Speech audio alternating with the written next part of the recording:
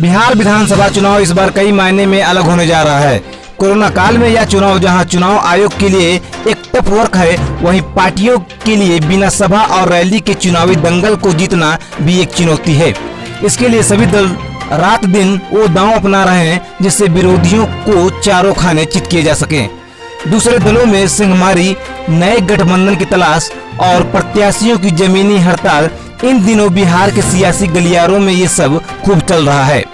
इसी कड़ी में जाप अध्यक्ष पप्पू यादव की अगुवाई में नए गठबंधन ने जन्म ले लिया है, जिसका प्रगतिशील लोकतांत्रिक गठबंधन नाम दिया गया है। इस गठबंधन में जन अधिकार party, Bhim army, BMP, SDPI पार्टियां एक मंच पर आई हैं, जिसका चेहरा जाप अध्यक्ष पप्पू यादव को बनाया गया है, जिसकी घोषणा भीम आर्मी के संस्थापक चंद्रशेखर आजाद उर्फ रावण ने की है। उन्होंने घोषणा करते हुए कहा कि प्रगतिशील लोकतांत्रिक गठबंधन का दरवाजा सभी के लिए खुला है, समान विचारधारा वाली पार्टियां का स्वागत है। वहीं गठबंधन की ओर से एक चेहरा बनाए जाने पर पप्पू यादव सभी साथियों को धन्यवाद दिया है। उन्होंने कहा कि महागठबंधन में कांग्रेस की हालत पर प्रतिक्रिया देते हुए कि कांग्रेस खुद अपमानित हो रही है, उसे अपमानित होने की आदत पड़ गई है। कांग्रेस एक पुरानी पार्टी है जिसकी जमीन है, फिर भी उसके साथ ऐसा व्यवहार किया जा रहा है जैसा नए पार्टियों के साथ किया जाता है। पप्पू यादव ने आगे कहा कि प्रगतिशील लोकतांत्रिक गठबंधन में कांग्रेस अगर आती है तो उनका स्वागत है। साथ ही पप्पू यादव ने रालोसपा प्रमुख उपेंद्र कुशवाहा का नाम लेकर उन्होंने एक बार फिर सबको चौंका दिया है। उनका कहना है कि इस गठबंधन में शामिल होने के लिए उपेंद्र कुशवाहा से उनकी बात हो रही है। वहीं इस गठबंधन में शामिल होने वाले आजाद समाज पार्टी के चंद्रशेखर आजाद ने कहा कि जहां भी न्याय की लड़ाई लड़ी जाएगी वहां वो जाएंगे।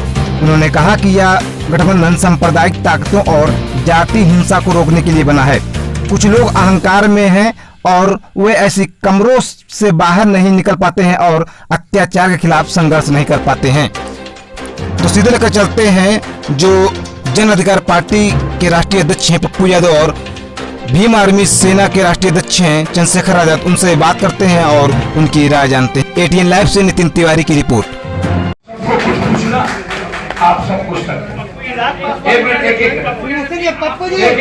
करके सर एक एक नीतीश कुमार को अकेले चुनाव लड़ना चाहिए, सबको बोलते अकेले, आप क्यों नहीं अकेले लड़ रहे, क्यों गठबंधन करना पड़ा आपको, अपने आप पे भरोसा नहीं है? सर मैं एक बात बोलूं, नीतीश कुमार ये कहते हैं कि मेरे सामने कोई नहीं और वो खुद ही ऐश्वर्या का सहारा लेते हैं, राम लखन सिंह जी के पोते का सहारा लेते हैं, खुद ही वो रघुवंश बाबू का सहारा लेते हैं। लास्ट पर राजनीति करने की फितरत नीतीश बाबू की। जिस व्यक्ति ने भारत के संविधान को सदन में, राज्यसभा में पहली बार आजाद हिंदुस्तान के बाद वोटिंग का राइट नहीं दिया और उसको भी तो नीतीश कुमार बताएंगे ना कि गुजरात में बिहारियों को क्या हुआ था, राजस्थान में क्या हुआ था, महाराष्ट्र में क्या हुआ था और कोरोना वायरस में बिहारियों को कितना पीटा गया था। इनको याद आ जाता है सुशांत और लोग, और लेकिन नीतीश कुमार जी को सड़कों पर पीट पीट करके दिल्ली और गुजरात से बिहारियों को भेजा गया, ये याद नहीं आता है। इतनी बेशर्मी भी कोई चीज होती है क्या? राजनीति के लिए इतना गंदा खेल खेलते हैं तो सत्ता में 15 साल वो न रहे हैं। हम नहीं ना, हमारा भरोसा जनता के साथ है और जनता का गठबंधन हो चुका है। इस गठबंधन ये संघर्षशील लोग हैं, ये संघर्षशील लोग हैं और एक संघर्षशील व्यक्तित्व का यहाँ गंवारा है, सत्ता के लिए नहीं, स्वार्थ के लिए। एक मिनट मैडम,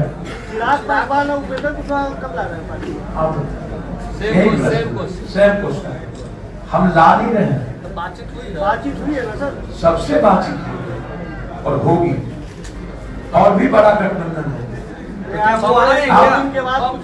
या क्यों आप उसकी वक्त भी जो जानकारियां मिली है कि उपेंद्र कुशवाहा जल्द ही अब इस गठबंधन में शामिल हो सकते हैं। उपेंद्र जी हमारे अच्छे लीडर हैं, भाई हैं और मैंने उनको कहा है कि उपेंद्र जी, नीतीश कुमार जी जो बहुत ही समझते हैं हर चीजों को और यूपीए आइए, उपेंद्र जी के साथ हमारा पूरा गठबंधन खड़ा है। बातचीत हुई है, डेली बातचीत हो रही है, डेली बातचीत हो रही है, अभी भी बातचीत हुई।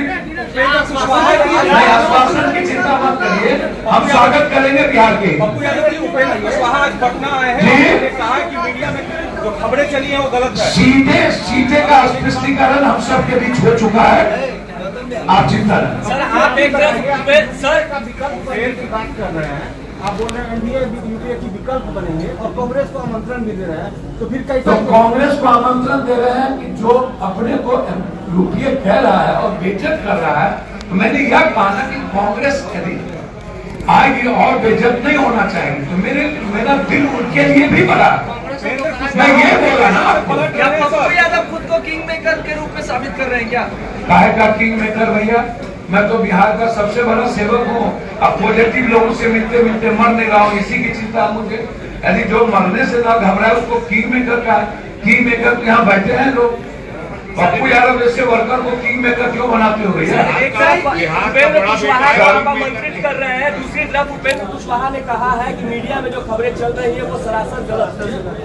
देखिए उपेंद्र बाबू क्या बोल रहे हैं, आप उपेंद्र बाबू का मीडिया से ले लीजिए। मैं इतना जानता हूं कि उपेंद्र बाबू अच्छे लीडर हैं, मैं स्वागत करता हूं। सर, कॉमन मिनिमम प्रोग्राम की आप बात कर रहे हैं, महाराष्ट्र में भी कॉमन मिनिमम प्रोग्राम है जी।